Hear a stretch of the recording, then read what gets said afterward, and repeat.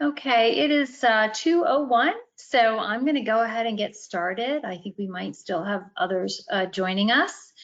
But I just wanted to start by introducing myself. I'm Carolyn Lamparella. I am the Program Director for Preferred EAP. We are the Employee Assistance Program for Lehigh Valley Health Network, as well as many other employers and organizations all across the Lehigh Valley. And today we are presenting on pandemic fatigue, and I'm going to be talking about, how pandemic fatigue is affecting all of us right now and ways that we can manage our stress. And, I want to, in full disclosure, just want to say that even though I'm presenting this information, I am right there with you. I certainly am experiencing pandemic fatigue myself, just like everyone else is. So even though I'm presenting some strategies, you can be certain that these are things that I'm constantly working on as well for myself and for my team. After this workshop is completed, we will be reaching out to you. We'll be sending the PowerPoint. We are recording, so this will be available. And one of the things that we will be doing is sending a survey out to you. We really want your feedback. I want this information to be helpful. And most importantly, if there are other topic areas that you would like for us to be presenting on, we really want to know that from you, because our goal certainly at Preferred EAP is to try to be as supportive as possible with information that is as helpful as possible. So with that, I'm going to begin, and Tyler, if you would forward to the next slide. Oh, before I forget, I did want to let you know we are doing questions at the end, but certainly if you have questions, feel free to use the chat right away, put them in the chat. I will be reviewing all those questions at the end, so we will not be addressing them throughout the presentation, but please, we really do want to hear from you. If you have questions or need more information about anything, please use the chat function and let us know. So, here with this slide, I like to begin this process with just kind of reminding all of us about how our stress response system works on a physiological level. And as you can see from this diagram, there are two sides to our stress system. We have the sympathetic nervous system, which we refer to as the on switch, and we have the parasympathetic nervous system, which is like the off switch. And together they make up the autonomic nervous system. And both parts of our nervous system are important. The sympathetic is what activates us. It's what most of us think of when we think of being stressed, the feeling that we have, the rapid heart rate, the dilated pupils, the hyper focus, that is all associated with the sympathetic nervous system. The parasympathetic nervous system, the off switch, is the part of our nervous system that's active when we are in a relaxed state. This is most active during sleep, which we will talk about a little bit later in the webinar. But both parts are important and necessary as part of our stress response system. The problem that most of us have is that we spend a lot more time using our sympathetic nervous system than we do our parasympathetic nervous system. And what do I mean by that? I mean that even pre-COVID, most of us are engaged in much more energy output than we are in energy input. And our stress response system, unfortunately, is not really designed to work that way. It is designed to help us address stress, to elevate, and respond effectively to stress. So stress in and of itself is not bad, even though it kind of gets a bad rap. The stress itself is not bad. It's when we don't also use our parasympathetic nervous system that it can become detrimental to us. So the goal here is to restore balance, is to have the balance of activating to deal with the stressor and then relaxing and restoring ourselves. You can move on to the next slide. So let's talk about like COVID-19 and what's happening right now and the effect that that's having on our stress response system. This diagram reflects what happens to all of us when we experience change. And really, it does not matter how comfortable you are with change, how frequently you've gone through changes, how successful you've been with change, we still all experience these stages. And for me personally, I learned about this early in my career, and I go back to this diagram time and time again to help me reflect on where I am personally in the change process. So let's start with the beginning, stage one, the late status quo. For me personally, when it comes to COVID, this was happening for me back in February. I was ironically planning to go on a cruise, which I never ever do. It was just a random thing that was happening. And I remember in February thinking, I'm worried about this COVID-19 thing, and started to feel unsettled. And that's typically what happens to us in that late status quo. We become aware that a change is on the horizon. We start to feel some sense of agitation prior to the change. We could even feel irritable or distressed as part of that late status quo. And then in comes the foreign element. And, when it comes to COVID, that, for many of us, it occurred March 13th, which sadly was my birthday. And we refer to that affectionately as my COVID birthday. But in comes that foreign element where overnight we had this tremendous disruption, this tremendous change where, some of us, most of us who are working in the office overnight had to work from home. Educators had to transition to online education. I mean, it was just such a dramatic change. And what happens next when that occurs is stage two, which is resistance, right? Many of us instinctively resist change, and that actually is not a bad thing, because the reason we resist is because change, it can be really disruptive, and that resistance sort of serves as a survival mechanism where we're sort of saying, hey, wait a minute, is this change really good? Do I have to go forward with this change? Because what comes next can be so challenging for all of us, which is the chaos. If we think back to March when this disruption occurred, there were many people who really resisted that change. And we remember those spring breakers who were saying, oh, COVID-19, that's no big deal. I'm not going to change my spring break for that. And sadly, because of their resistance, many of them got sick, right? So there is truly value in spending some time reflecting on, do I need to make this change or not? But once we realize that this change is inevitable, it is really important for us to learn how to lean into that chaos, which is incredibly challenging, right? Because the chaos means unknown, uncertainty, and there's so much fear related to uncertainty. One of the things that I hear from folks often is, hey, I'm no good at change, or don't mind me, I'm a control freak. And whenever I hear that, I sort of laugh, because I think we're human beings. We are all control freaks, right? We like order, we like routine. It is a necessary part of our functioning.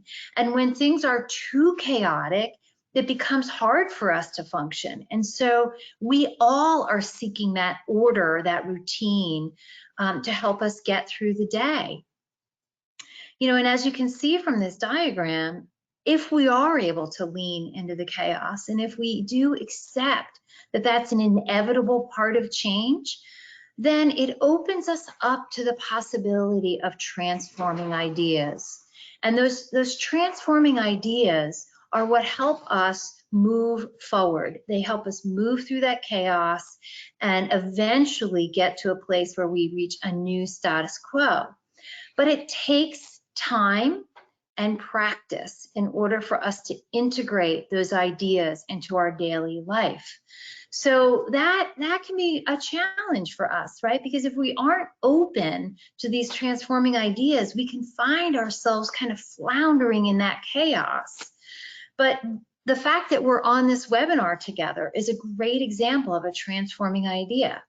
Like who knew about Zoom before COVID-19? I certainly had no idea what that was. We never used it. We're on GoToWebinar today. I mean, all of these applications, this technology, it all served as a transforming idea. And in the beginning, I remember when I was doing these webinars, it was very chaotic because it was so unfamiliar. There was so much that I had to learn at the beginning. But again, once I sort of embraced it and I started integrating it into my daily life and practicing it, lo and behold, we're at this new status quo. And as you can see from the center line, you know, in the beginning, our performance dips and we regress a bit. But over time, we ultimately reach a higher level of performance. And that is truly the value of change. We can learn so much. There's so much opportunity for learning as we go. Just double checking to make sure that no one's texting me about the webinar. So that is the value of us really understanding our own experience as we're going through this change. So we can kind of see where we are and know that even if we are sort of stuck in the chaos, that if we just challenge ourselves to lean into it a little bit more, there is hope that we will emerge at a new status quo. Tyler, you can move to the next slide. So this diagram really just represents what happens to us over the long haul when it comes to stress. In the beginning, that phase one, we mobilize, we deal with the stressor, we get the job done. You know, our performance might dip a little bit. And, you know, this is back when in March, as particularly with the teachers, when we did a lot of work with educators, you know, one of the things that they repeated time and time again is they were so concerned about lowering their expectations when it came to their students. And, you know, we talked about that, you know, in the beginning, when we're in that chaos, our performance does really dip a little bit, and we have to expect that. But again, over time, you know, once our resistance kicks in and we're in that phase two, we tend to be performing better at a higher level and you know, managing the stressor, making those adaptations. But over the long haul, we wind up in phase three, you know, where we are absolutely exhausted. And that is frankly one of the challenges that we're all facing right now. This is what I'm hearing from more and more people right now, is that they're just feeling absolutely exhausted. And that does come from dealing with an intense stressor over a long period of time with no opportunity for rest or relaxation, because again, our stress system requires that. That's how it's designed, you know, to have energy output and energy input. You can move to the next slide, Tyler. So let's talk for a moment about what I mean when I say pandemic fatigue. It really is the impact of chronic stress. It's sort of, we can liken it to burnout. You know, pandemic fatigue is just kind of the in vogue term right now. We also refer to it as burnout. You know, it's what happens to us when we are just in this state of chronic stress for a long period of time. One of the challenges that we face with COVID-19 is that when our stress response system kicks in, we focus intensely, like that intense kind of hyper focus has some goals. It serves a purpose. And we have that intense focus with the goal of understanding the duration of the stressor, the path that we need to put ourselves on in order to resolve the stress, and what will be the outcome of our efforts. So when we are really in that stress, when our sympathetic nervous system is really active, these are the three things that we're trying to determine so that we can resolve the stress, deal with it, and then move on to that relaxation state, that restorative state. But as you can imagine, with COVID-19, you can move to the next slide, Tyler. The problem that we all have with COVID-19 is there is no clear, duration path or outcome, right? So we're all just continuing to look for that. So that has actually resulted in us in being in this chronic state of hyperfocus. And that is really problematic because we're never getting to the other side of that stressor. We're never getting to the resolution phase. You can move to the next slide. And some indicators of that, Tyler, it looks like you can probably click through. I think on this one we didn't change. I don't know if you can just go ahead and click them all and then we'll just run through them. Okay. So some of this, there might be one more. Is there one more bullet point? I think there might be. So this, some signs of that pandemic fatigue is, number one, you're not as diligent about wearing a mask or washing your hands. And what does that represent? Unfortunately, we all have seen, where we're sort of getting really judgmental with one another about this. And I hear a lot of thoughts and feelings and opinions about this. But really, ultimately, what this is a reflection of is our desire to go back to the old status quo. If you remember that change diagram, we're all sort of longing for that pre-COVID day. Now, we've all, in the beginning, we all committed to making these changes. But because COVID-19 has not given us a clear duration path and outcome, it is incredibly tempting for us to go back to that old status quo. And because it's predictable, because it requires less energy than continuing to search for that new status quo. So often that is represented in us just not following the guidelines. You might find that you're less careful about social distancing than you were in the past. And I heard a lot of interviews with folks about, the Thanksgiving holiday and people saying, well, hey, who knows when COVID-19 is going to be over, so I might as well just follow through with my old plans. Well, again, that is that desire to go back to the old status quo, even though we're not there yet.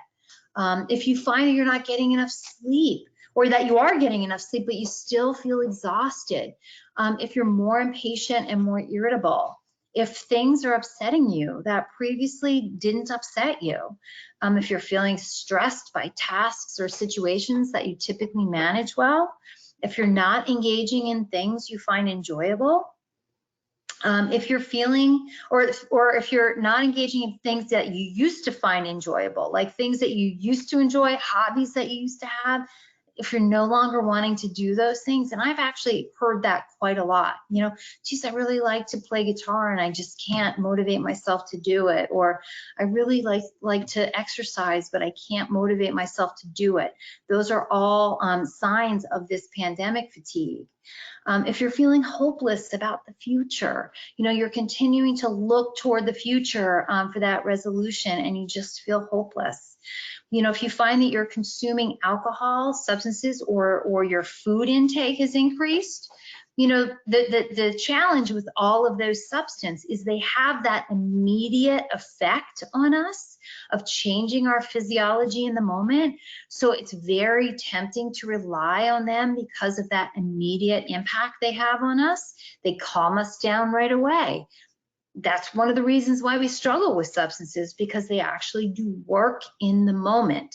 Obviously, there are long-term consequences with that. If you're finding it harder to focus and concentrate, all of these things are signs of that chronic stress or pandemic fatigue. We have not had enough opportunity to restore our energy, and over time, we're just becoming more and more fatigued. You can move on to the next slide. Hopefully we're still working. Yeah, there we go. So ultimately, the goal here is to try to find a way to restore balance. Our parasympathetic nervous system needs as much attention as our sympathetic. We have to have as much energy input as energy output. And again, that has been incredibly challenging because Not only have we experienced change at work, we've experienced change at home. So, and typically it doesn't work that way, right? Sometimes we're experiencing a major change at work, but our home life is stable. We haven't had that opportunity right now. And so that has made it even more challenging for us to restore balance. You can move on to the next slide. So let's talk a little bit about how are you going to go about doing that? Because clearly COVID-19 is not going away anytime soon. And even as we're sort of moving into the use of the vaccine, we're still finding that there's a lot of unknown. And Tyler, are you able to? There we go. There's still a lot of unknown. So we may actually be coming out of that chaos, but the vaccine, we can consider that a foreign element, and that could easily throw us back into that chaos.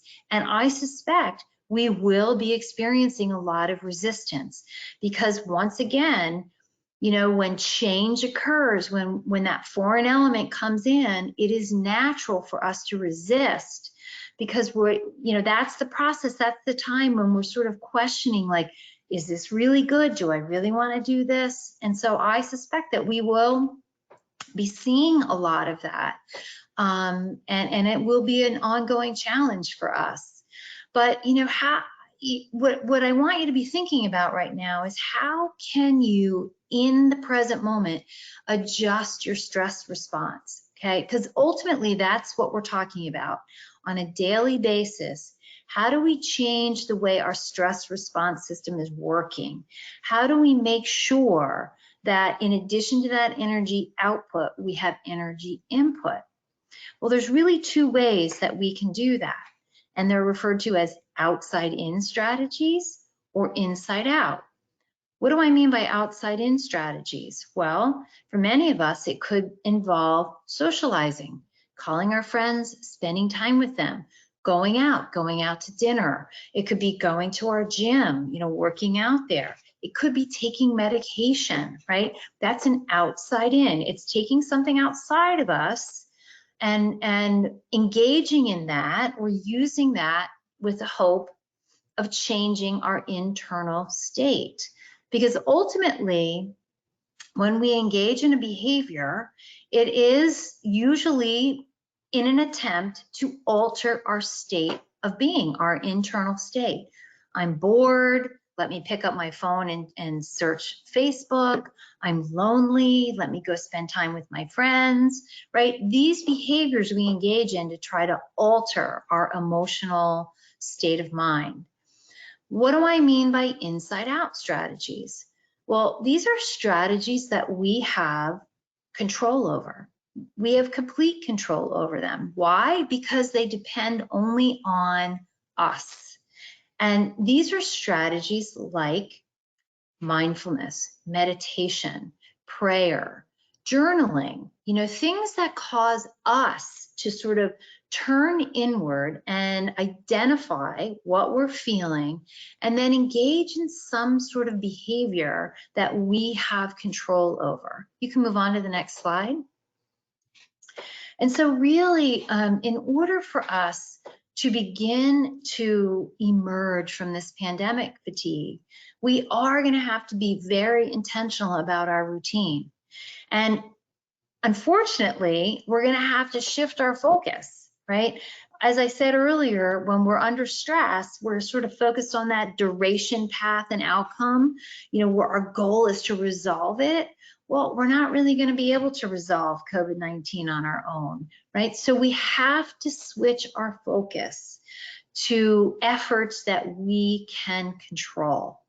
And we do have to be very intentional about it because we are not in that automatic behavior. If we return to our old automatic behavior, that could be really problematic for us because as I reported earlier, some of the signs and symptoms of pandemic fatigue are us returning to those old pre-COVID behaviors that could wind up in creating more problems for us in the long run.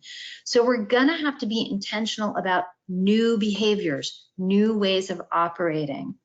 And the goal here is to focus far more on the effort than the outcome. And what do I mean by that? You can move to the next slide. It really is, it's like running a marathon, right? We are in this marathon together. And for many of us, we've been focused on the finish line being post-COVID, right? We keep, hoping that those words will be coming out of our mouth, post-COVID, right? Because we're all done with COVID, right? We're done with it. However, COVID is not done with us. So instead of focusing on the finish line, we really need to focus on the next milestone. I like to share the story of my own experience of running a few marathons. And trust me, it is not because I'm some super athlete. Trust me, I was just fortunate to be to work out, to train with some people who that's what they did. And so I was able to learn from them. But I can tell you with certainty, when I ran those marathons, thinking about the finish line, thinking about running 26.2 miles was overwhelming. It would create so much anxiety for me that I had to change my focus. I had to think on about the next milestone. I can run 1 mile, and if I can run 1 mile, can I run another mile? And I had to focus on it that way, otherwise I would never have been able to complete it. And right now, during this time of COVID-19, we have to approach it the same way. We have to stop looking at the finish line and focus on the effort. And we don't know where that effort is going to lead, right? So we have to let go of the goal and just focus on the system. I recently presented a workshop on how to develop new habits and break habits that we'd like to get rid of. And ultimately, setting goals are great, right? Because they kind of point us in the right direction. But ultimately, we have to have a solid system in place. And that's really what we're talking about, is creating a new system that sustains us on a daily basis. Focus on the effort, not the outcome. The goal gives us the direction, but the system is where we succeed. You can move on to the next slide. So I want to talk a little bit about some inside-out strategies. And I like this because it's so easy to do. This idea of portrait view versus panoramic view. This sort of references our visual system, our eyes. Our eyes are part of our nervous system, and they actually sit outside of our skull, right? But they have a direct effect on our stress response system. They are part of our stress response system. When we are feeling stressed, we find ourselves in portrait mode or hyper focus. Just imagine, I don't know if any of you saw the YouTube video of the gentleman who was being stalked by a mountain lion, I think it was. And you can imagine just what he must have been experiencing. He was so hyper focused on that animal. And that's how, animals are in the wild. When a predator approaches them, their visual system locks in on it, right? And we can refer to that as portrait view. One of the other things that we're hearing a lot about, in addition to pandemic fatigue, we're hearing about Zoom fatigue. Well, what is Zoom fatigue about? Zoom fatigue is about the same idea, that we spend so much more time in that state of hyper-focus where our visual system is locked in. And as a result of that, when we have that hyper-focus going on, it's sending a message to our brain that, this is a stressor. There must be something that we really need to pay attention to, so the stress hormones continue to get released in our system. However, the good news is we have at our disposal panoramic view, right? What is panoramic view? Imagine sitting on the beach, gazing off into the horizon, where you're not really locked in on anything in particular. Your vision is sort of disengaged. You're aware of your surroundings, but your brain is relaxed. And this is a very simple strategy that we can use multiple times a day to give ourselves a little bit of reprieve. So imagine, in this webinar, perhaps you're all sort of staring at the computer, and after 30 minutes, you're going to be tired, right? And I'm going to be tired after this 30 minutes. That's about the max amount of time that our brain can handle before we need that little bit of a break. And so switching between portrait view, where I'm hyper-focused on something, and panoramic view, where I give myself an opportunity to relax my gaze, disengage, even if it's only for 30 seconds, if that's all you have. Making sure that you're going back and forth in between these two states is incredibly important and helpful and restorative. You can move to the next slide. One of the reasons this is so important is there's been some very interesting research done on what makes animals quit. So if you can imagine, like a dog on a bone, they are so determined, they're chewing on that bone. What would make them quit? Or what would make an animal quit running if he is, running away from a predator? Well, it turns out what makes us all quit is when our stress hormones reach a certain level in our body that we no longer can continue to function. That's what contributes to that feeling of I need to quit. Well, the strategies that I'm talking about with the inside out, every time we switch from portrait view to panoramic view, what happens in our body is we get a little hit of dopamine, which is a neurotransmitter that gets released into our body that helps to kind of push down the adrenaline that comes from stress. And it creates a little bit of room. And in that space, we now can perform more action. It's sort of like giving us a little bit of an energy boost, okay? Now, imagine if you only do it once, you're not going to get that great of a boost. But if you do it multiple times a day, then you're continuing to push that adrenaline down and creating more energy for you, so that at the end of the day, you're not completely exhausted. Another strategy has to do with the healing power of breath and movement. Let's talk about movement for a second. Things like yoga, obviously, they are well known in the field of relaxation, right? We all hear a lot about that. But how about just getting up and walking? Okay, one of the values of walking, number one, is the physical activity. Getting our heart rate up obviously helps us to process our stress hormones more effectively. But it also creates the opportunity for our eyes to go back and forth, to scan the environment. One of the most distressing images I have is when I'm out for a walk and I see people walking by me staring at their phone, locked in that hyper focus, right? Because they're not truly getting the benefits of movement.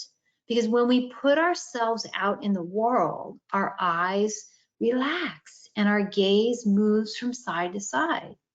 And even if I know with the weather changing, it feels like it's harder to get out, but even if we're just walking around the house, getting up and moving around, allowing your eyes to just kind of scan the environment, relax your gaze, move from hyper focus to panoramic view. Just that in and of itself, even if, again, if it's only for 30 seconds, it does have that restorative effect.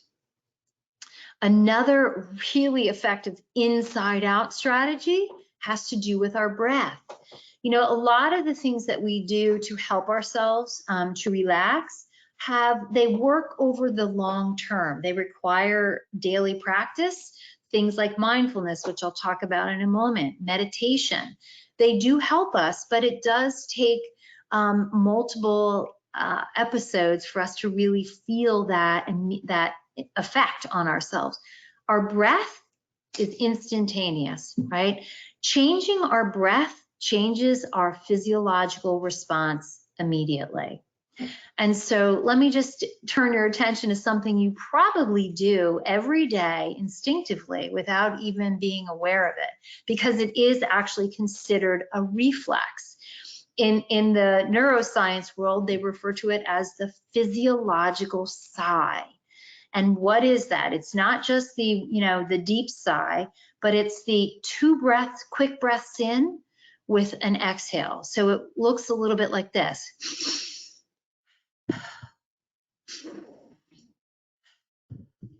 So it's 2 quick breaths. So you take one, and then before you exhale, another one, and then you have that deep exhale. What is the purpose of this physiological sigh? It is something that immediately impacts our stress hormones. It sends the message that we can turn those stress hormones off. It is a way of bringing on that feeling of calm. And we all do it instinctively. If you have any pets at home, you'll see that your pets do it kind of instinctively. It is like our body's natural way of sort of resetting, hitting that reset button. But the good news is we can be very intentional about it. We don't have to just allow it to be a reflex. We can use it to our advantage more frequently and throughout the day as a way of hitting that reset button. Another great breathing exercise is just spending, taking maybe your phone and a timer, or watching a clock that has a second hand, and counting the number of times you breathe in a minute as your baseline to kind of see where you are. The general rule of thumb is that when we are in a relaxed state, we're breathing about 5 or 6 times per minute. And so if you find that you are breathing rapidly, just simply slowing down your breath to something like 5 breaths per minute, 6 breaths per minute, again, it changes the way your stress response system is eliciting hormones in your body. It gives us that little hit of dopamine that gives us some room to do more, for more energy. It energizes us. One more strategy you can try, and there are so many breathing techniques out there. You can certainly Google this or research other breath techniques. I'm just trying to give you some really simple ones. But another one you can try is inhaling to the count of 4 and exhaling to the count of 8. So it's basically doubling the exhale to the inhale, to the count of 4 in and 8 out. And again, it's all about changing the physiology in the moment. And they are very effective strategies. But again, the key is weaving them in throughout your day, right? Because it's so easy for us, again, when we're in that hyper focus, it's so easy for us to get up in the morning and just plow through the day, especially if you're working from home, because those natural boundaries are gone. So we have to create some boundaries for ourselves. We have to insert some reminders to help us pause, insert these pauses, and implement these strategies. You can move on to the next slide. So I cannot talk about pandemic fatigue without talking about sleep, because certainly this is something I have heard so many people struggling with. Trying to go to sleep at night and laying there worrying about the future. I mean, when we are in that calm state of mind, our mind naturally gravitates toward negative thoughts. We all have that. It's referred to as a negative bias. And it actually does have a physiological purpose, right? Because you can imagine when you're in that relaxed state and you're not hyper-focused, your brain still wants to monitor the environment and make sure there's no danger out there. So it is very natural when we're in a state of mind wandering for us to wander toward negative thoughts. And that is part of the reason why mindfulness, which we'll talk about next, is so valuable, is to help us manage that. But If you are finding that your sleep is disrupted, maybe you're falling asleep, but you're having a difficulty staying asleep, these are just a few strategies that you can try, because the good news is there actually is a lot we can do to help ourselves with sleep before we turn to medication as an option. You know, and so let's just go over a couple of them. Exercising early in the day, you know, that helps again to kind of set up it expends that energy early in the day, and so later on we feel tired. Exposure to sunlight early in the day. Challenge now for us with daylight savings time being over, right? So we, you know, we're waking up in the dark and probably working all through the day until it's dark.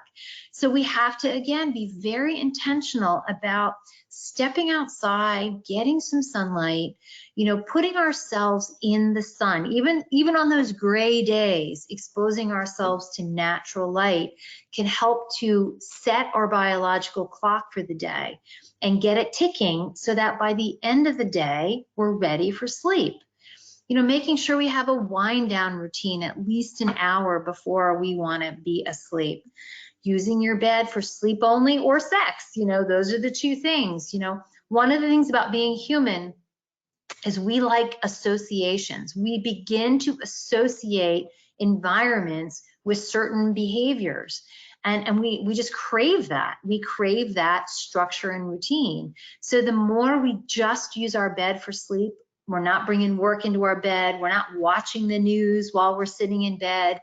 We want to make that sleep bed association really strong. The stronger it is, the more likely we are to be able to fall asleep. Make your bedroom cold, take a hot shower or bath 1 hour before bed. This helps to cool your body down at the right time, because that's the goal when we're falling asleep, is to try to bring our body temperature down. You know, obviously maintaining the same sleep schedule, making sure your room is quiet and dark.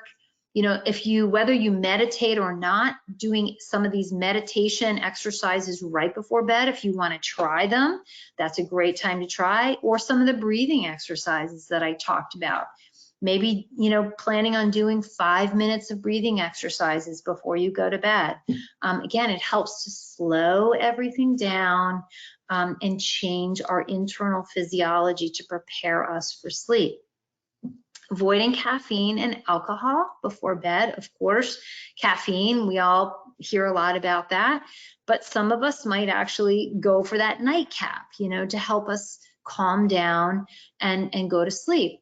Well, the problem with alcohol before bed is as soon as we consume that alcohol, we might feel tired and it might help us fall asleep. But we are likely to wake more frequently because it disrupts our body's system. And when we consume that alcohol, our body quickly switches to increasing our energy on processing that alcohol.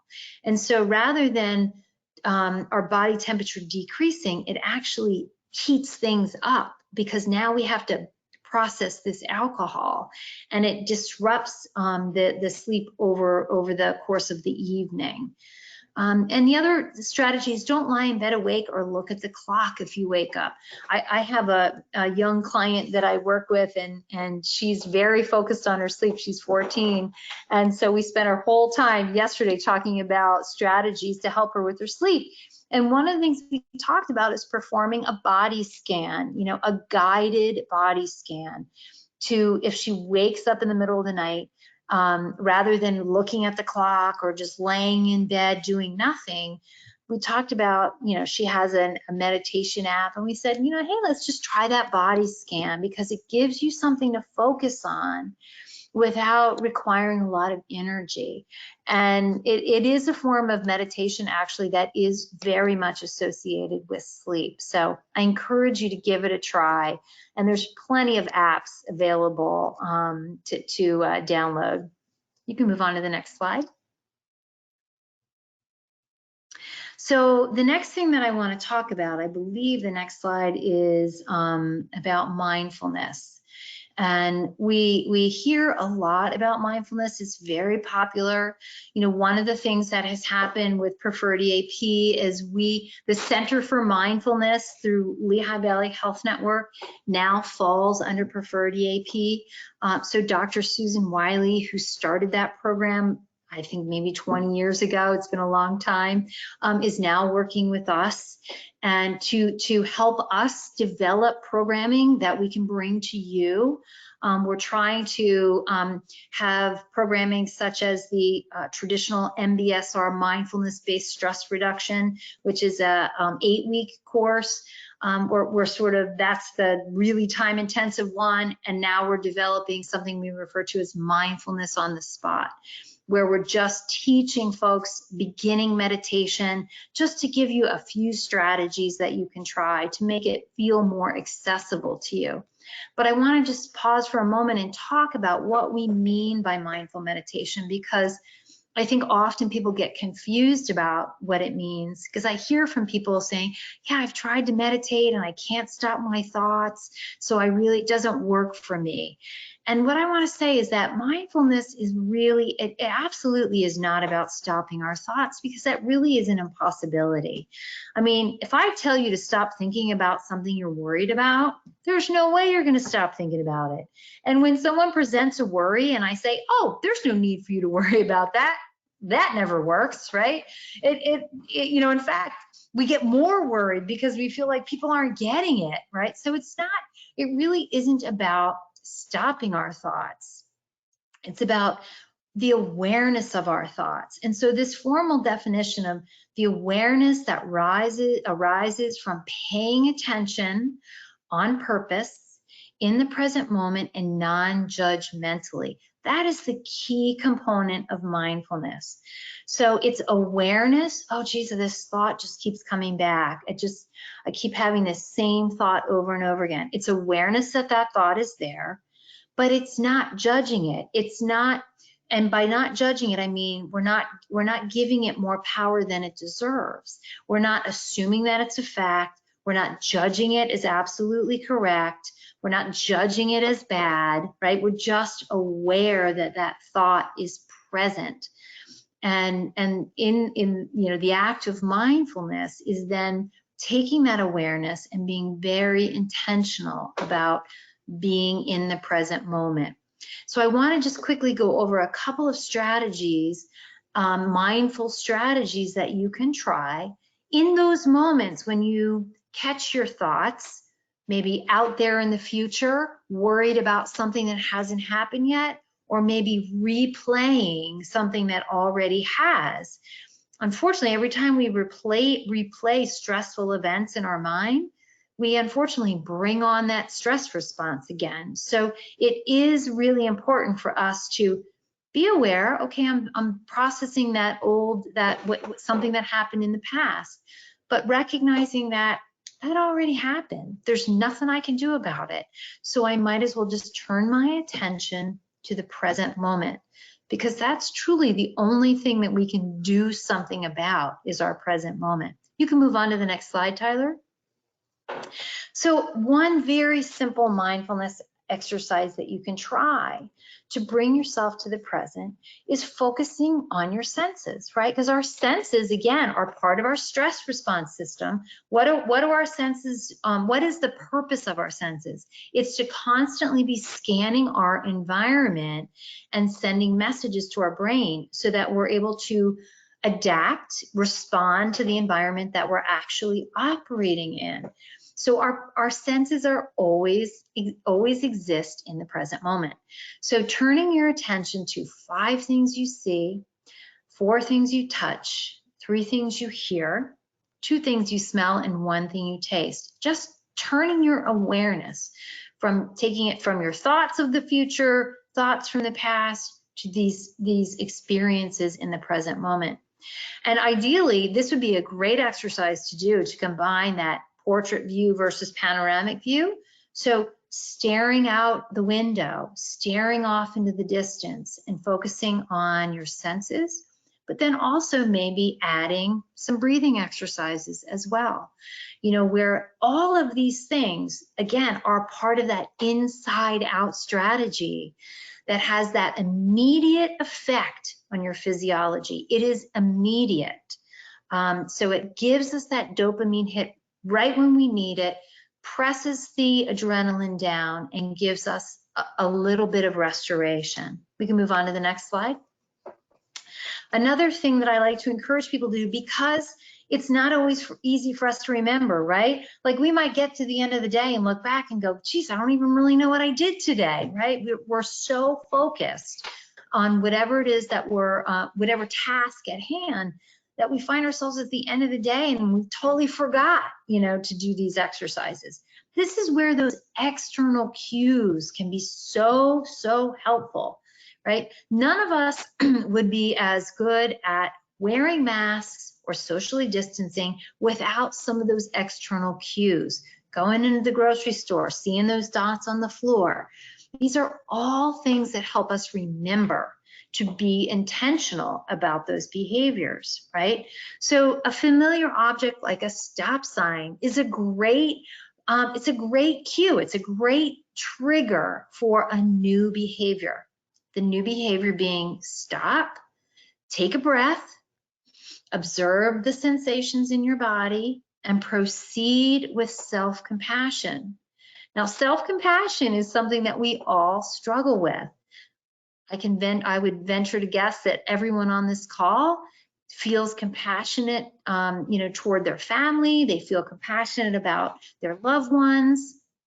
If you're a teacher, you feel compassion about your students. If you're a healthcare provider, you feel compassion toward your patients. But now is that more than ever, we have to practice self-compassion. And let me just give you an example of what that looks like. So if I'm having a bad day and maybe I'm struggling with, you know, maybe I'm having a hard time concentrating and I can't quite get my work done in the way that I would like to, and I'm really struggling and I'm distressed. It's very tempting to say, geez, Carolyn, what is wrong with you? Like, why can't you get it together? You know, this is really a problem. You need to, you know, you need to figure this out, and be really hard on ourselves, right? And unfortunately, when we do that, it exacerbates our stress. So instead, self-compassion is the act of acknowledging what we're feeling and proceeding with an action that is truly about self-care. It's about, you know, hey, I'm having a hard time concentrating today. Maybe I need to put my work aside for a minute and take a break, you know, focus on taking some deep breaths, maybe stand up, go for a quick walk, and come back to it. It's about treating myself with compassion, recognizing that that distress is real and valid and deserves attention. You can move to the next slide. So it's about 3:05. I'm sorry, so sorry for the technical problems. I'm here till 3:30, and we are going to take questions. But I would like to end our time, our formal time together, with a quick breathing exercise. This comes from the Center for Mindfulness. On our website at LVHN, we have audio downloads available to you for free. That you can access as needed. If you're an experienced meditator, or if you are just interested in trying some meditation, you can certainly download those and give them a try. In addition to that, of course, there are so many apps, too numerous to name, that you can download on your phone. And one of the things that I would recommend, you know, just like the stop sign is a cue or a trigger, we can post that anywhere, right? To help in key places to sort of help us remember to do this pause. You can also use your phone to set reminders for you, that to cue you throughout the day, to remind you to pause, to take that breath. We need to start using this technology to support activities that sustain us, rather than just activities that, again, force us into a state of hyper-focus, right? So this breathing exercise is 3 minutes. It's very simple. I'd like to give you the opportunity to try it wherever you are. Even if you don't participate, I just wanted to expose you to a very simple mindfulness exercise. So with that, Tyler, if you don't mind playing it, I'm going to turn my video off and I'll be back in 3 minutes.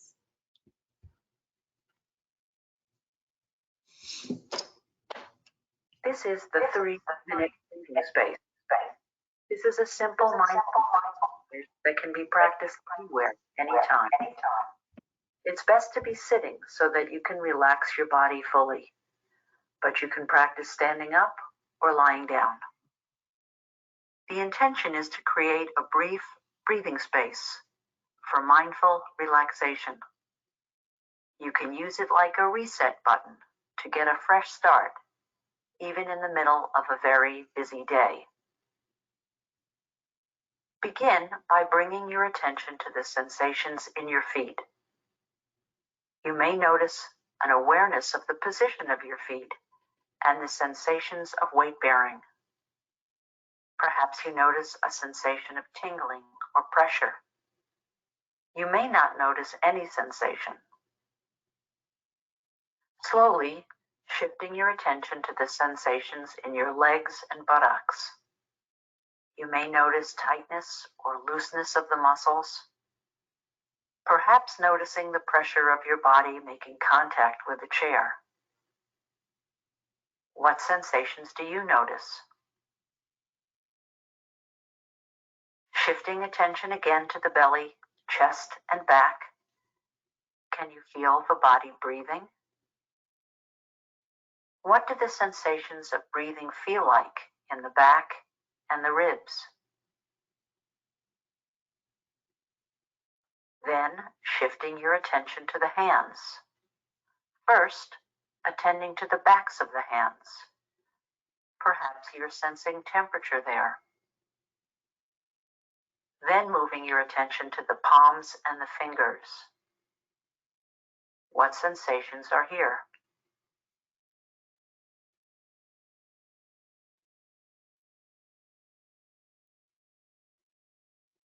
Then shifting your attention to the shoulders and neck. Perhaps you feel tension in this area. Is there any discomfort here? Can you invite in relaxation where there is tension? And then letting your attention visit the muscles of the face, around the eyes and the jaw. Are there any sensations here? And moving on to the temples and the head. Do you have any sensations here? Now focusing your attention on the sensations of breathing as they're felt in the belly below the waist. Rather than shifting your attention, allowing your attention to rest here, just on the breathing, sensing your breath as it moves in and out of the belly. Watching as the body breathes in and breathes out. Pausing here for 12 or more breaths. Simply breathing and sensing the breathing. Just attending to the breath. Aware as you're breathing in. Aware as you're breathing out.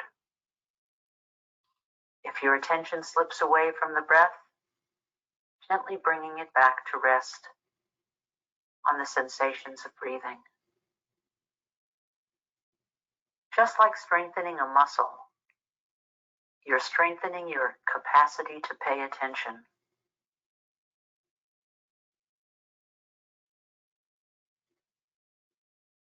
Now, allowing your attention to expand to include all of the sensations from the top of the head to the soles of the feet, including the sensations of breathing. Allowing your attention to be wide open, including sounds. Resting now with this more open attention, a observing the body breathing and other sensations as they arise and pass. Allow yourself to pause and relax here for half a minute or a minute or more, giving yourself this breathing space.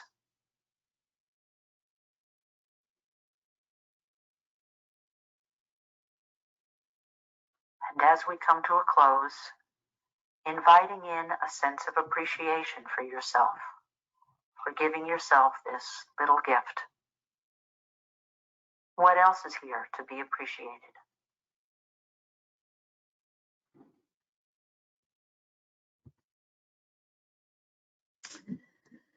So I'm hoping that you were able to participate in it. And like I said, whether you did or you didn't, you certainly will have access to this link.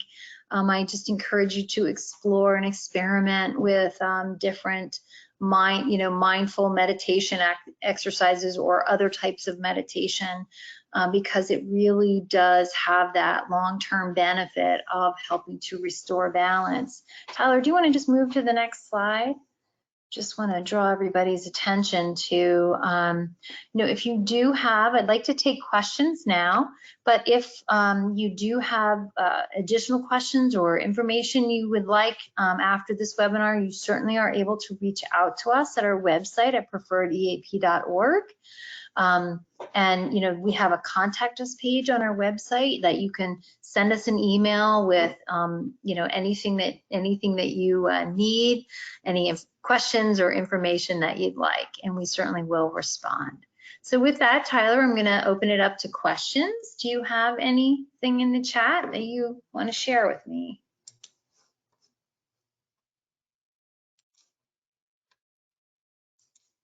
So far, I just have a few people that have asked if the presentation will be available afterwards. And yes, we will be sending it out, a copy of the recording, as well as the presentation deck and a survey, as Carolyn mentioned at the beginning of the presentation, probably within the next day or two. Okay. So just to give people a few minutes to fill out questions in the chat if they have questions, I just want to again emphasize the value of a couple of things. One is, the concept of weaving in these strategies throughout the day. It is so important for us to be thinking in those terms because, the pre-COVID days of having these long breaks where we're engaged in activities that we are really restorative, like those macro breaks, those are probably not going to be there for a little while. And so we have to learn how to create these small sustainable habits, throughout the day. And I see there is a question, do we have a short guide that we can share with our staff? We do have some simple guides that we can share. Certainly if you are interested, please send us an email through our website and let us know what you're looking for, and we will get something to you for sure with your team. Any other questions?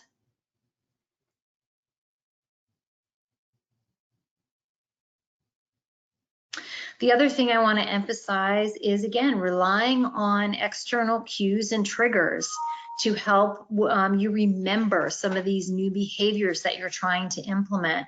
It is important for us because we're not going to remember. We are going to go back to old behavior. It is very automatic. That is what we are designed to do.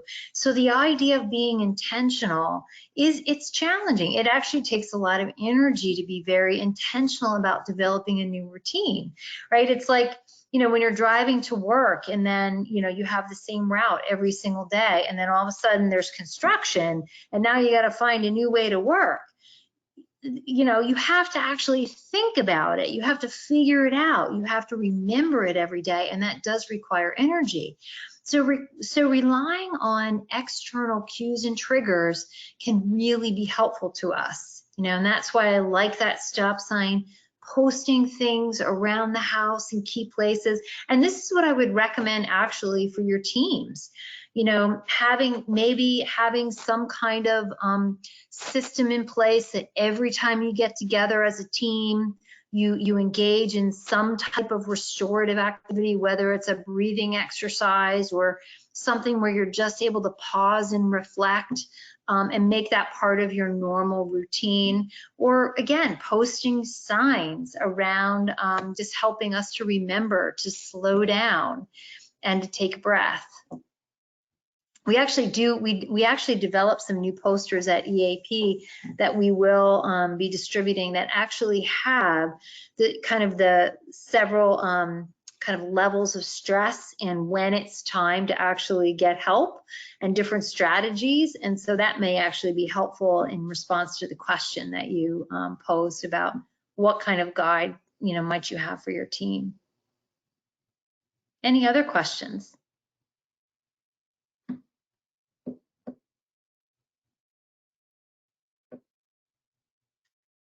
Well, I do again apologize for the technical difficulties. I swear I totally jinxed myself. I really thought we had it all under control, but you know, there's just sometimes when things happen that you just can't control. And I appreciate all of you staying on with me and hanging in there with me. And I truly, truly hope that I gave you at least one thing that you can take with you from today.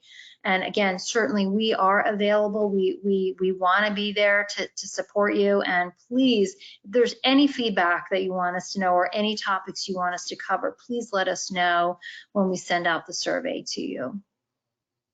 And I so greatly appreciate your time. I hope everyone has a wonderful day. Tyler, no questions? No, I haven't seen any other comment. I think we're all set. Okay, very good. Well, thank you, Tyler, and thank you everybody for again hanging in there with me today. I hope everyone enjoys the rest of